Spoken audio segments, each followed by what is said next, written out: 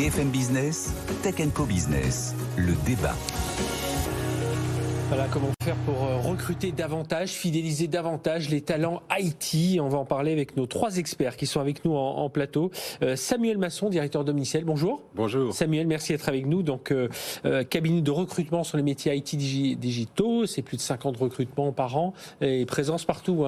Tout en France. C'était basé dans le sud de la France, mais non, voilà, ça couvre l'ensemble de la France, évidemment, des DSI, des CTO, des Chief Digital Officers et qu'il faut aller chercher partout et puis ensuite il faut les accompagner dans le recrutement. Et puis avec nous, pour parler de tout ça, Denis Roux, bonjour. Bonjour. Denis, merci d'être avec nous. Vous êtes directeur des systèmes d'information du groupe Innovi, qui est spécialisé dans le diagnostic médical. C'est 1,3 milliard d'euros de chiffre d'affaires, plus de 7600 salariés avec des médecins, des biologistes.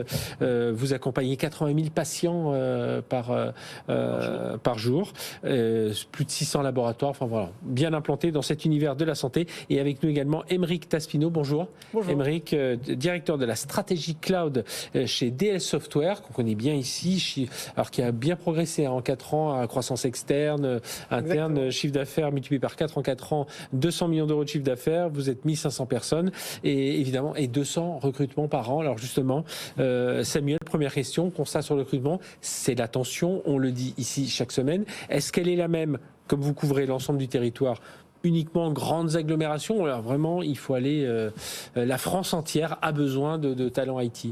La France entière a besoin de talents IT. On peut travailler sur des territoires plus ruraux de temps en temps, tout simplement pour des TPE qui ont un historique dans la montagne ou sur des territoires qui ne sont pas des grandes métropoles. On vit précisément effectivement la même chose. C'est des métiers qui ont toujours été en tension pour une partie de ces métiers. Notamment, on entend souvent parler des devs Java, par exemple, et depuis des années. Donc, des architectes de systèmes d'information. Des architectes, et évidemment sur les sujets des plus d'actualité, par exemple effectivement la sécurité, la data, on va retrouver effectivement des tensions sur tous ces métiers. On dit depuis un certain nombre d'années qu'on ne forme pas assez effectivement de personnes à la filière. Oui, ça c'est clair. Mais est-ce que du coup les entreprises, on va en parler avec 2 d'entre elles, là, est-ce qu'elles ont tendance à revoir un peu à la baisse parfois leurs exigences et se dire tiens, on va peut-être prendre quelqu'un qui a sur les 5 critères clés que l'on demande, on va en prendre que 3 et puis on va essayer de le faire avancer sur les 2 autres? C'est forcément découplé aussi avec le salaire. Oui. Avec le salaire, la proposition effectivement de mission, qu'est-ce qu'on a confié effectivement aux collaborateurs. Il y a forcément des réflexions sur l'internalisation ou l'externalisation de la compétence. On peut aussi travailler avec un prestataire externe. Et enfin, on peut revoir effectivement parfois des feuilles de route différentes. Après, tout dépend aussi de l'urgence. Parfois, on a besoin de collaborateurs opérationnels de suite. Donc à ce moment-là, peut-être qu'on va augmenter les métriques effectivement salaire pour être aligné par rapport à la réalité effectivement des candidats. Tout dépend. Aymeric Taspino, comment on fait pour recruter 200 personnes par an sur ce climat en tension? Ça s'appelle DL Software.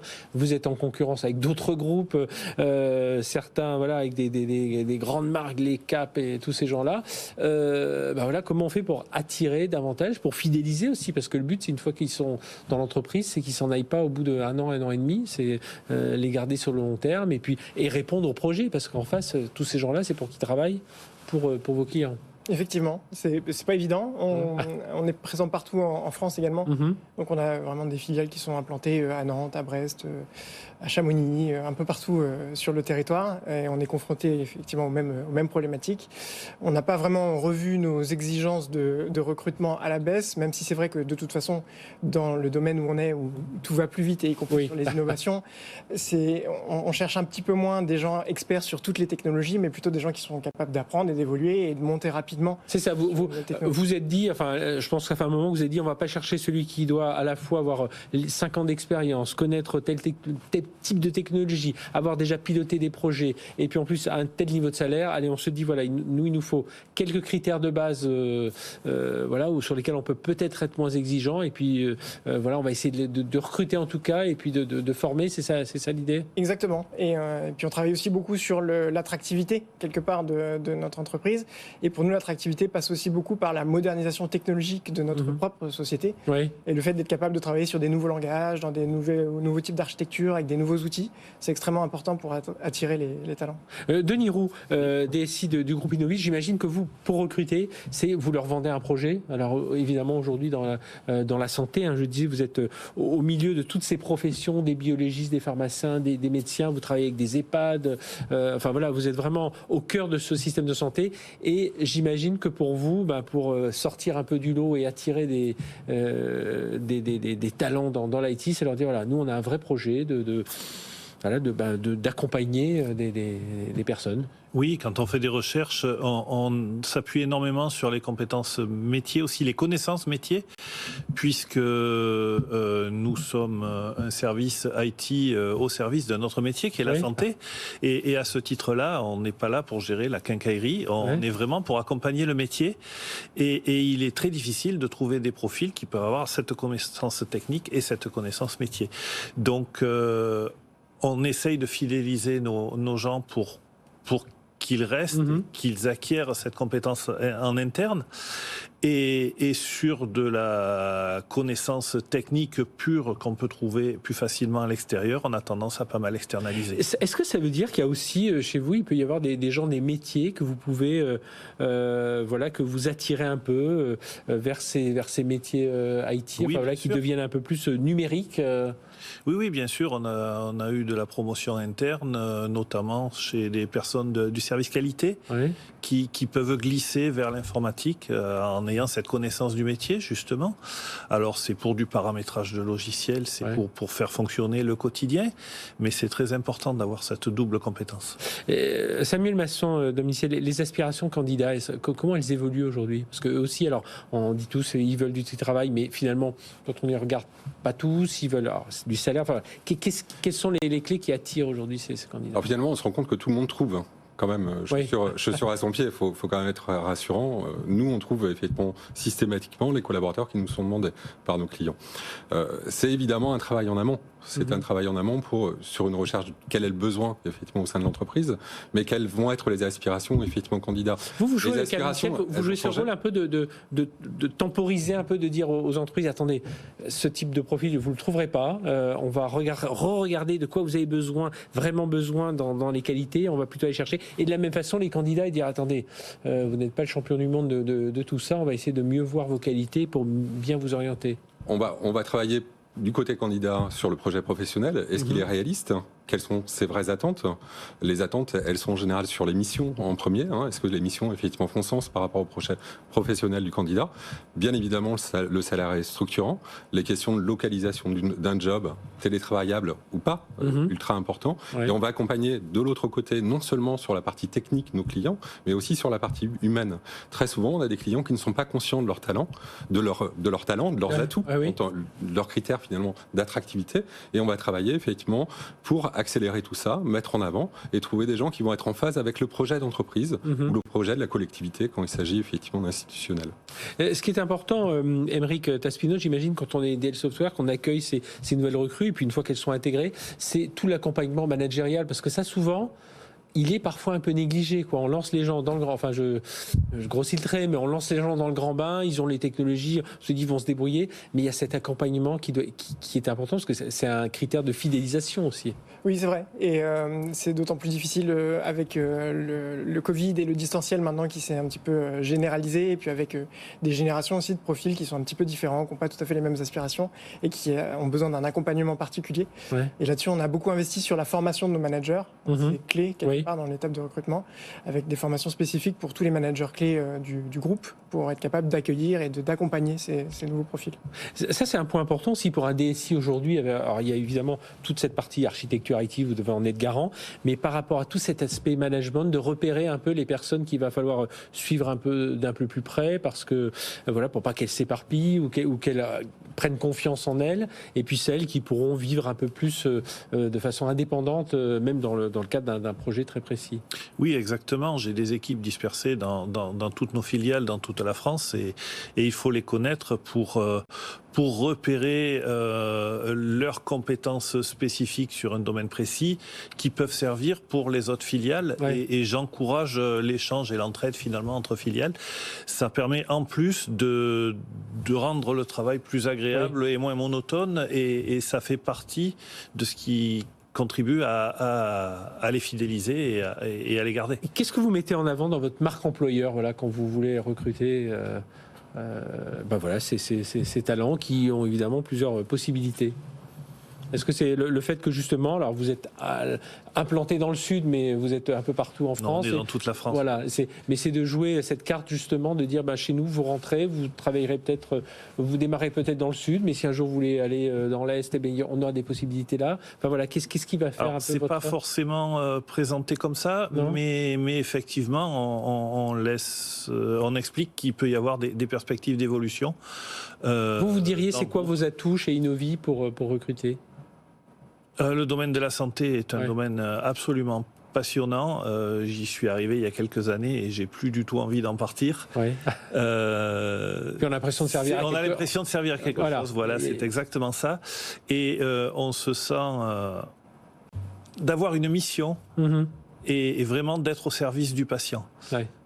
Ça c'est quelque chose aussi dans les sociétés comme DL Software qui jouent l'intermédiaire un peu entre avec ces entreprises, c'est trouver, parce qu'on est tous à chercher du sens, et on entend beaucoup d'entreprises. Moi j'ai même entendu des gens qui étaient dans des grands hyperscalers américains et qui m'ont dit oui mais là on était dans le truc. Moi il fallait que je trouve un projet d'entreprise qui donne du sens. Et vous, j'imagine c'est ça, Aymeric Taspineau, oui, tout à fait. chez DL Software.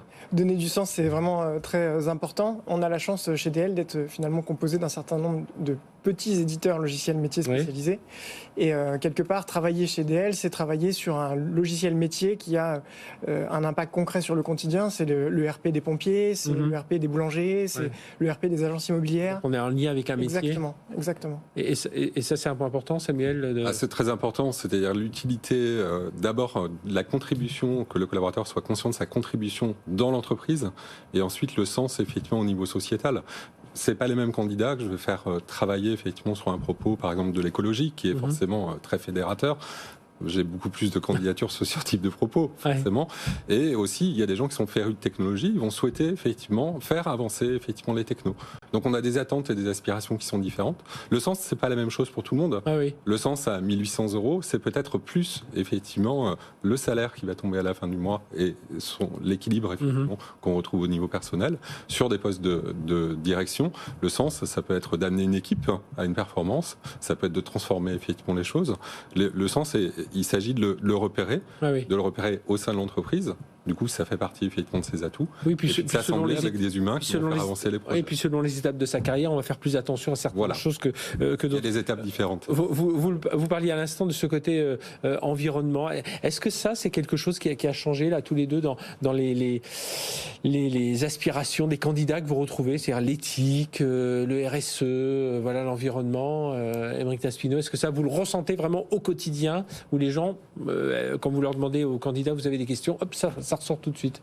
Oui, la politique RSE, on a de plus en plus de questions de la part des candidats directement sur ces sujets-là. On a mis plein de choses en place pour répondre à ces sujets-là. On a des filiales, par exemple, qui vont travailler sur des vélos de fonction électrique, justement pour essayer d'avoir un meilleur impact écologique. Et puis même d'un point de vue technologique, le fait d'aller sur le cloud, on le présente aussi comme un projet qui vise à réduire notre empreinte carbone. Et ça, c'est quelque chose de très apprécié par les candidats. Vous repérez ça aussi, Denis Rouge, chez Innovi? J'ai pas trop eu de questions sur des entretiens là-dessus. Alors on essaye effectivement d'avoir une IT un peu plus verte, effectivement, des sujets de cloud aussi. Mais c'est pas encore, c'est pas encore arrivé. Mais c'est pas encore arrivé. Les gens vont plus regarder le côté santé, projet, et puis projet architectural. Est-ce que les technos, alors on sait que les soft skills sont très importantes. Samuel Masson aujourd'hui, travailler en groupe, tout ce que ça peut représenter comme qualité. Est-ce que ça a vraiment pris le pas sur la partie technique? Ça dépend vraiment des propos. Si c'est pour accompagner le métier, c'est la compréhension finalement du métier. C'est-à-dire que si on va travailler par exemple sur un CDO, c'est la transformation digitale, ou son accélération, sa phase 2, sa phase 3. Si on va travailler effectivement au cœur de la techno, ça va être effectivement la technologie. Parce qu'on a l'impression que la techno, on peut l'acquérir plus vite que les soft skills, où là il y a quand même des traits de caractère où il faut un peu se forcer. On a chacun nos traits de caractère, il s'agit de se connaître et de connaître l'autre et travailler avec ses atouts aussi, puis ça peut se développer. Le management, c'est une vraie matière, c'est quelque chose qui s'apprend aussi, c'est pas quelque chose qui est inné forcément au départ. Par contre, ce qui est de l'ordre de l'inné, oui, il faut travailler avec ses propres capacités, ses zones de confort. Et comme vous disiez, il y a des périodes d'accélération de carrière où on va peut-être aller chercher des choses qu'on a peu faites et qu'on va aller apprendre. De toute façon, ce qui est valorisé aussi énormément par tout le monde, c'est effectivement quelle est la vision effectivement de mon employabilité et de ma possibilité de parcours au sein de mon entreprise. Beaucoup de nos clients aujourd'hui, on les accompagne aussi systématiquement. Je leur posais la question de quelles sont les possibilités de parcours au sein de votre entreprise. Oui, et parfois, ils n'ont pas repéré d'ailleurs ces possibilités de parcours. Ils ont un besoin. Nous, on les a repérés parce qu'on a recruté il y a 5 ans, il y a 10 ans pour eux. Et puis on m'a dit, bah si, regardez, ça a changé, ça a évolué. Donc on propose des perspectives aussi au sein de la structure. Les gens vont regarder aussi la stabilité d'une entreprise, forcément.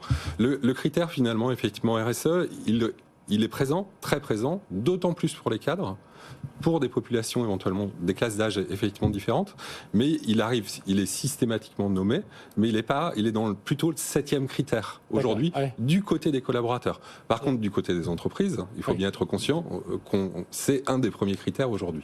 Le salaire, ça reste le premier critère quand même, Aymeric Taspino, quand même malgré tout ce qu'on dit, voilà, on veut quand même, c'est l'un des critères forts dans oui, l'un des critères forts définitivement. Le premier, je pense que ça dépend effectivement de chacun, mais l'un des critères forts, oui, et d'autant plus dans cette période d'inflation qui rend les choses aussi compliquées pour les candidats. Donc c'est définitivement un sujet. Même chose pour vous. Oui, je confirme, et en région aussi, c'est un critère important. Et les écoles d'ingénieurs ont tendance à surévaluer, je pense, les discours qu'ils font à leurs élèves, ce qui parfois pose des problèmes. Eh bien, on pourra en reparler. Merci, messieurs. Puis on aurait pu parler aussi, parce qu'on a toujours besoin, dans ces pénuries de talents, on a besoin aussi des profils féminins. Ça pourra être aussi l'objet d'un autre débat. Merci à tous les trois. Merci infiniment d'avoir été avec nous. Samuel Masson, directeur d'Omniciel, donc cabinet de recrutement, métier IT, digital. Et on le voit, c'est pas juste recruter sur une seule mission, c'est vraiment des accompagnements pour les entreprises et des parcours aussi pour les candidats. Aymeric Taspino de DL Software, merci. Et Denis Roux du DSI du groupe Innovi, merci à tous les trois.